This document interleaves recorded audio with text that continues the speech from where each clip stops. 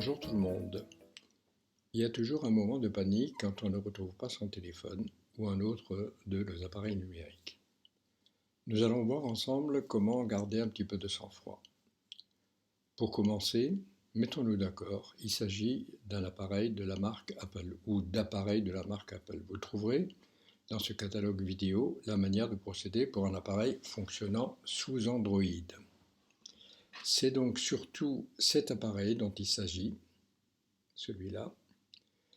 Il s'égare plus facilement que ceux qui sont plus gros, tablette ou PC, et il peut aussi malheureusement tomber dans des mains indélicates. Allez, on va tout de suite voir comment se sortir d'une pareille situation. Je vous rappelle qu'il s'agit de la marque Apple. C'est un iPhone. L'iPhone, c'est le smartphone d'Apple. Et donc la deuxième condition, c'est que vous soyez inscrit sur le cloud d'Apple. Si vous ne savez pas ce que c'est qu'un cloud, c'est très simple, vous allez sur la vidéo qui s'appelle Cloud Initiation et vous comprendrez comment ça marche. Donc abonnez-vous au cloud d'Apple. Aïe aïe aïe, la panique, je ne trouve plus mon téléphone. J'ai cherché partout. J'ai cherché dans toutes les poches, j'ai cherché dans toutes les pièces, j'ai cherché dans la voiture, sous les sièges, j'ai pas trouvé. Bon, peut-être je l'ai oublié sur la table du restaurant à midi, ou peut-être, je ne sais pas, sur la table de la terrasse, peut-être à côté de la chaise longue de la piscine, peut-être pire, peut-être qu'on m'a piqué mon téléphone.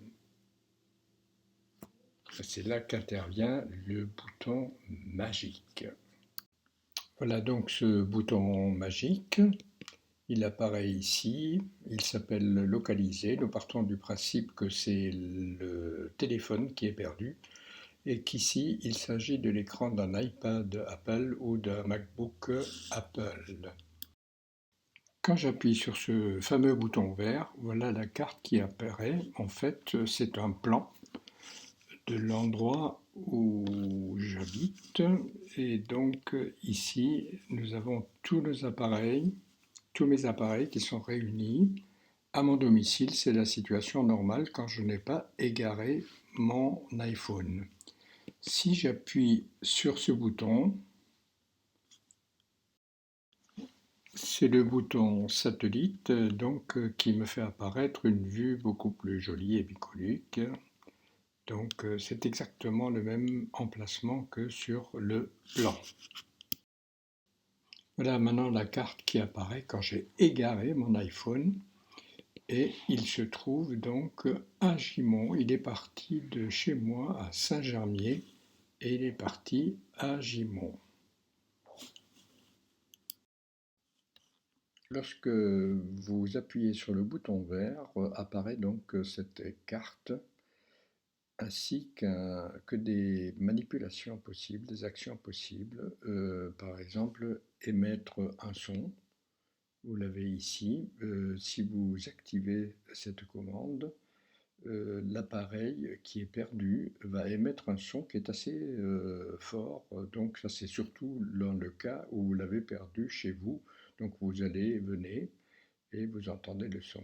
À côté vous avez une option itinéraire, c'est pour aller à l'endroit où vous avez perdu votre appareil. Par exemple, si vous l'avez perdu au fond de votre jardin qui est très grand, il vous guidera à pied, avec la version à pied jusqu'à l'endroit où se trouve votre appareil. Enfin, vous avez une possibilité de marquer comme perdu. On va aller voir tout de suite les commandes possibles après avoir appuyé sur marquer comme perdu. Apparaît alors cet écran qui vous invite à remplir différents champs.